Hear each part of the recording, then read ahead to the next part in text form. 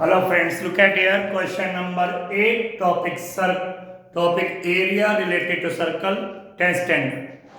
My dear friends, केवल NCERT की एक एक्सरसाइज है 11.1 area related to circle. Question number 8 पूरा फॉर्मूला बेस्ड टॉपिक है. Already I have told you earlier. अब इस क्वेश्चन को देखिए, it's very good question. A horse is tied to a peg. एक घोड़ा है, एक हॉर्स है, टाइट बंधा हुआ है टू ए पैक, खूंटी से बंधा हुआ है. At one corner of a square field, एक स्क्वायर फील्ड है, ठीक है, उसके वन कॉर्नर पर एक हॉर्स किसी पैक यानी खूंटी से बंधा हुआ है. अब इसके लिए फिगर बनानी बहुत जरूरी है कि एक वन कॉर्नर पे स्क्वायर फील्ड. तो सबसे पहले आप बनाएंगे my dear friends square field. तो आपने ये ड्रॉ कर दिया स्क्वायर फील्ड, ठीक है. स्क्वायर फील्ड मतलब फोर साइड्स आर इक्वल, ये है स्क्वायर फील्ड, ठीक. स्क्वायर फील्ड के एक इस कोने पर ये एक पैग है PEG, और इस पैग पर एक घोड़ा बंधा हुआ है, एक हॉर्स टाइड है. Field of side 15 metre. ये फील्ड है, इसकी जो साइड है वो 15 मीटर की है. ये 15 मीटर, ये 15 मीटर स्क्वायर है, स्क्वायर के ऑल साइड्स आर इक्वल, तो 15 मीटर साइड है, ठीक. यहां पर इस कॉर्नर में चाहे इधर कर दो चाहे इधर कर दो, इस कॉर्नर पे हॉर्स टाइड है by means of a 5 metre long rope. 5 metre long rope से बंधा हुआ है. तो इधर देखिए माय डियर फ्रेंड्स, यहां पर हमने 5 मीटर लॉन्ग एक रोप ले रही है, और ये हॉर्स H4 हॉर्स यहाँ पे हमने इसको टाइट कर दिया, बांध दिया.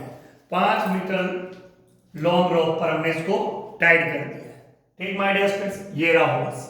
अब वो क्या कह रहे हैं, ये जो रोप है ROP रोप, ये रोप 5 मीटर की है. जो रोप है दैट इज 5 मीटर लॉन्ग. रोप की जो लेंथ है वो 5 मीटर है, ये हॉर्स है.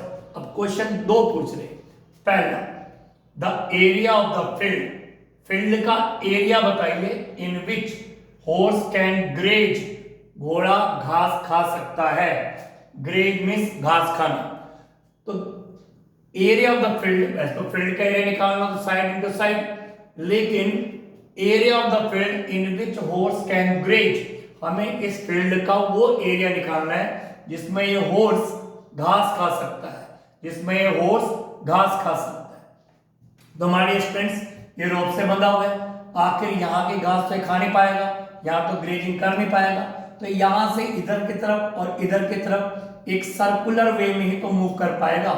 तो ये इस तरह से माय डियर फ्रेंड्स, ये देखिए केवल इस पोर्शन की घास को वो ग्रेज कर पाएगा, इतने से एरिया के पूरे फील्ड के. तो ये जो आपके सामने पोर्शन बन चुका है my dear friends, this is quadrant. ये क्वाड्रेंट है, मतलब सर्कल का 4th पार्ट, क्योंकि ये जो एंगल है यहाँ पे 90 का है. स्क्वायर का ईच एंगल 90 का होता है. तो ये क्वाड्रेंट बन चुका है. 90 का एंगल अगर यहाँ पे बनता है सेंटर पे तो क्वाड्रेंट बन गया. इसे आप सेक्टर भी कह सकते हैं, माइनर सेक्टर, और एक क्वाड्रेंट बन गया. तो ये एक क्वाड्रेंट बन चुका है क्योंकि ये सेंटर का एंगल 90 का है, तो क्वाड्रेंट हो गया. अब क्वाड्रेंट तो हमें एरिया ऑफ क्वाड्रेंट निकालना है. अब इसमें हमें क्या पता है माय डियर फ्रेंड्स, हमें एंगल थीटा पता है 90 डिग्री. This is 90 degree.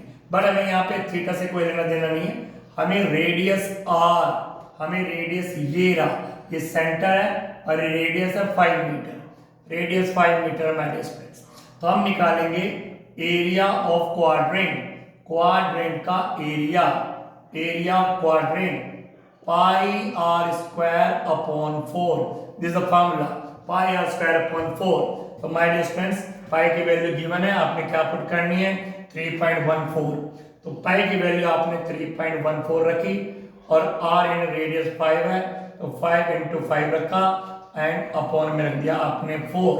तो माय डियर फ्रेंड्स, अब इसकी आपको करनी है कैलकुलेशन. 3.14 है, तो 3.14 मल्टीप्लाई बाय 5 5 25 एंड अपॉन में आ गया 4. ठीक है माय डियर स्टूडेंट्स, इसके बाद यहाँ पे आ गया, तो 5 5 25। अगर आगे कैलकुलेशन करते हैं इसकी, तो माय डियर स्टूडेंट्स 3.14 ये अगर 25 से करते हैं तो 3514 की जगह 25 से मल्टीप्लाई करते हैं तो ये आएगा माय डियर स्टूडेंट्स 78.5/4। अब 78.5/4 है और इसको हम जो 78.5/4 है 4 से डिवाइड करेंगे, तो 4 से जब इसको डिवाइड करेंगे तो माय डियर स्टूडेंट्स इसका आंसर आएगा 19.625 सेंटीमीटर स्क्वायर। तो this is the answer of first part, 19.625 centimetre square. इतने एरिया की घास को हॉर्स खा सकता है। तो अगर सेंटर का एंगल 90 डिग्री का है तो वो सेक्टर भी है, थीटा की वैल्यू 90 हो जाएगी, और वो क्वाड्रेंट भी है। तो हमने क्वाड्रेंट का फॉर्मूला लगा करके एरिया निकाल दिया। Now my dear students second part में क्या करें, सेकंड पार्ट में क्या करें, वो सेकंड पार्ट में कह रहे हैं my dear students the increase in the grazing area. इस हॉर्स का ग्रेजिंग एरिया कितना बढ़ जाएगा if the rope is 10 metre long. अगर यही रोप है जो 5 मीटर लॉन्ग है, अगर ये 10 मीटर लॉन्ग हो जाए, यहाँ पे हॉर्स आ जाए, तो फिर वो कितनी एरिया को घास को खा सकता है। तो नेचुरल बात है, अब जो रोप है 5 की जगह 10 यानी 5 मीटर और बढ़ गई है, तो 10 मीटर की लॉन्ग हो गई है। तो अब जो है माय डियर स्टूडेंट्स रेडियस हो गया है आपका, यहाँ पर रेडियस हो गया है 10 मीटर। तो अब पहले वो इतने क्वाड्रेंट का घास खा रहा था, वो इतने क्वाड्रेंट का घास खाएगा। तो हम इस पूरे का एरिया निकालने जा रहे हैं। तो रेडियस 10 मीटर हो गया है, तो फॉर्मूला वही एरिया ऑफ क्वाड्रेंट का, एरिया ऑफ क्वाड्रेंट। फिर एरिया ऑफ क्वाड्रेंट का फॉर्मूला आप लगाएंगे πr²/4। आप इसमें भी सेक्टर का लगा सकते हैं, ठीक है my dear students. Look at 3.14 into R की वैल्यू होगी 10, तो 10 इंटू 10/4। और 3.14 की 10 इंटू करेंगे 314/4। और 314 को जब आप 4 से डिवाइड करेंगे तो that will be 78.5 centimetre square. तो अब वो इतने एरिया की घास को खा सकता है। पहले वो इतने एरिया की घास को खा रहा था इस वाले क्वाड्रेंट में। अब चूंकि रोप की लेंथ बढ़ गई तो ज्यादा एरिया घास खाएगा, वो इतनी।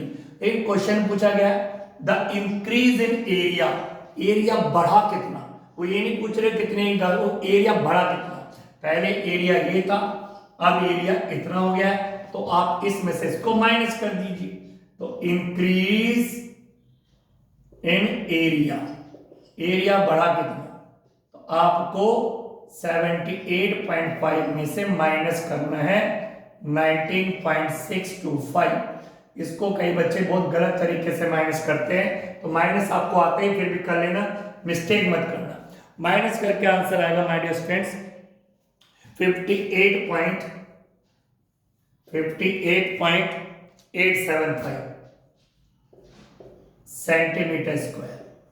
तो this is the answer of second part, this is the answer of first part, this answer of second part. तो I hope you understood. Thank you very much.